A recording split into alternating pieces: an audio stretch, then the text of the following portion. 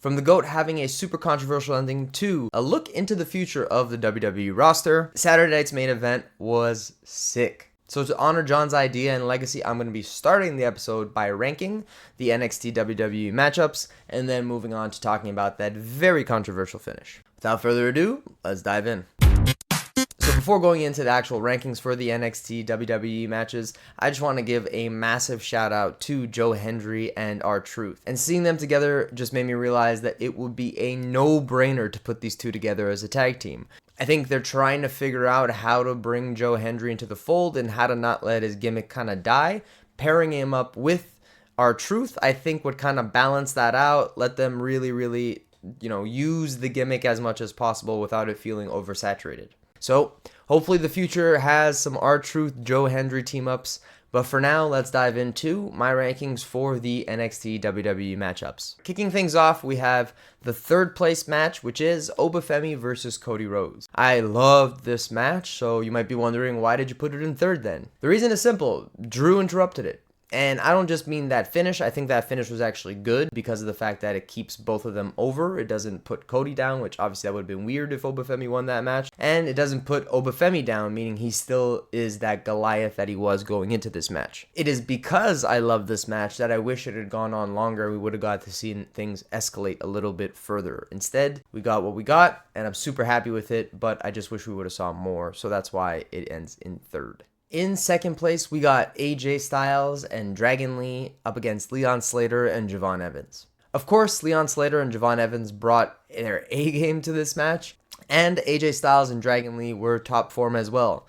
But one of the reasons why this ended up in second is because I still cannot get the Dragon Lee and AJ Styles match up against the New Day. That, to me, easily top 10, potentially even top 5 matches of the year.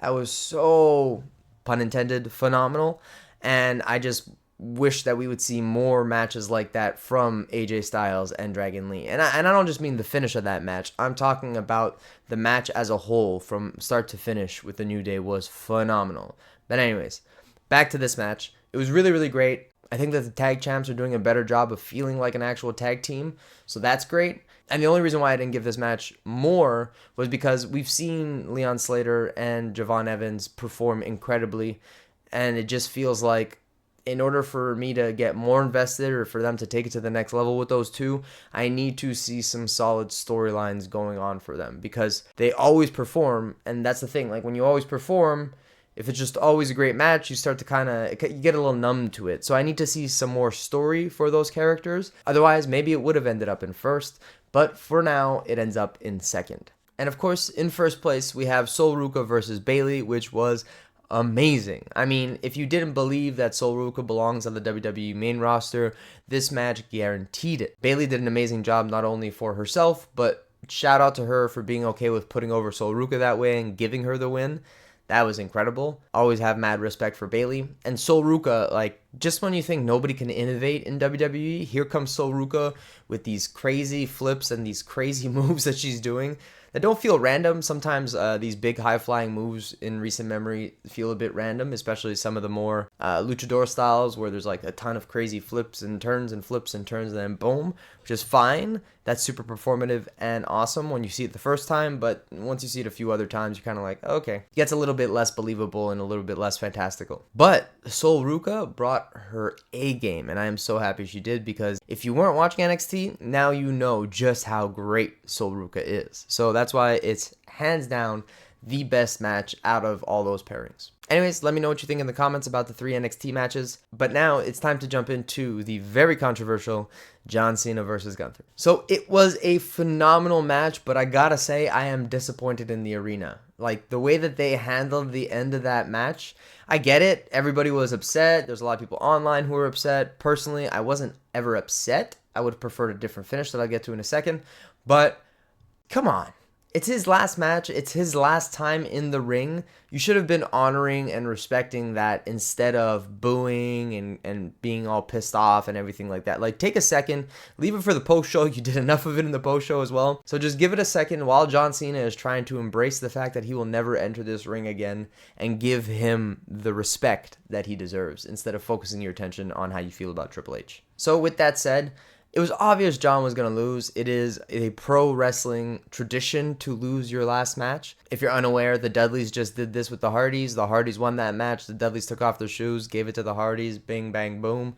They're retired. John, same thing. I love the touch, though, of taking off his bands as well as his wrestling boots and shoes in John's case. That was pretty cool. Nice addition. But I'm just surprised that people don't know this by now. That is how you're supposed to go out on your last match. And John being such a company guy, if you thought for a second that he was going to win, I don't get it. I really don't. But whatever. That's fandom for you. And I respect the hell out of that. So as I said, it wasn't my favorite finish either. I would have really preferred if he passed out and then came to again and then did the whole end thing. But honestly, after thinking about it for a little bit, it's kind of poetic. John is hanging up his boots, Skechers in this case, because he's tapped out. He doesn't feel like he has enough in him to continue wrestling and deliver the same caliber that he once did. So when he tapped out, it felt justified. It felt right. In a way. Even though I was a little bit shocked, I saw the video of CM Punk and Bayley react. Clearly they were shocked as well. But yeah, I don't think anybody for a second doubted that he would lose, but to lose with tapping out felt a little bit weird for sure. But again, like I said, ultimately I think it was super poetic and amazing. One thing I do wonder though is that if the fans had, acted appropriately a little bit and given John his flowers on his way out instead of mixed in with so many boos, would we have gotten a speech? Was there ever a speech to be given? Or is that just how he wanted to kind of leave it on the table? I don't know. I'm curious. What do you think? All right, now for the other person in that match, Gunther. I really don't get the hate around Gunther. Listen, I wanted LA Knight to be in that last match too, but it's clear what they're doing with Gunther. They're making him the biggest heel that the WWE has seen in a long, long, long time, and I am super pumped for that. I think that kids will grow up hating Gunther, and then as they get older, they're going to be like, wow, this guy is pinnacle WWE heel. So I think he's going to be underrated for a while, but then he'll get his flowers when the time comes. Anyways, cheers to the GOAT. I can't wait to see what happens with the rest of your career. I can't wait to see Peacemaker in Man of Tomorrow. You've probably already gone off to start shooting that. So kudos to you. And until next time, keep it geeky.